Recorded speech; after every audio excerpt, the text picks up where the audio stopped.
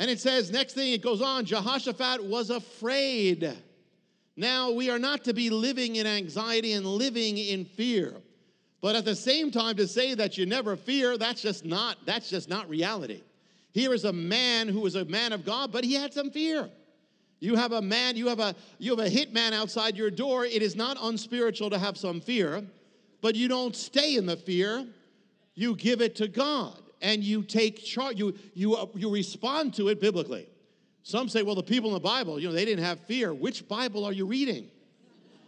Abraham had fear. Moses had fear. Elijah had fear. David had fear, saying, I'm afraid. Isaiah did. Peter did.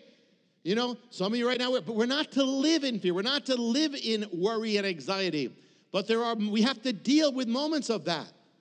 It says, Bible says, fear not. Fear not. But in order to fear not, you have to have some fear that you don't fear. Fear not fear.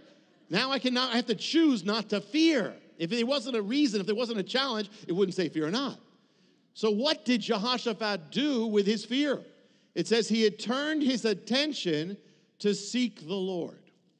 He used his problem to draw closer to God. Most of the time, it's not the nice times, the easy times when we draw closer to God. Most of the time, it should be. But most of the time, it's when we have problems. Most of the time is when we're in a big situation and we turn, oh Lord, and we're all of a sudden, there's nothing like a problem to make you a prayer warrior.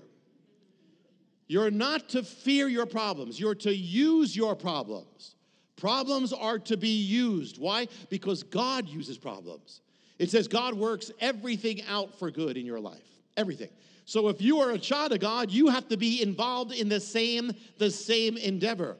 To take any problem and say, how can I use this for God? How is God using the problem? What is the purpose? Not just a problem's a problem. What is the purpose, God? How are you going to use this? What's the redemption here? Because God's always going to have a redemption. It says he's always working it. So always ask yourself before you get panicked with a problem. Always ask your Lord, what are you seeking to do through this? And how can I use this for your glory and your will?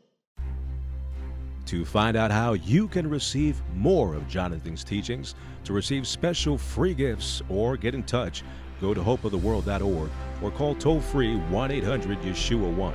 That's hopeoftheworld.org or call 1-800-YESHUA-1. That's 1-800-937-4821. You can also get more at Jonathan Cahn's Facebook page or write us direct at Hope of the World, Box 1111, Lodi, New Jersey 07644, USA.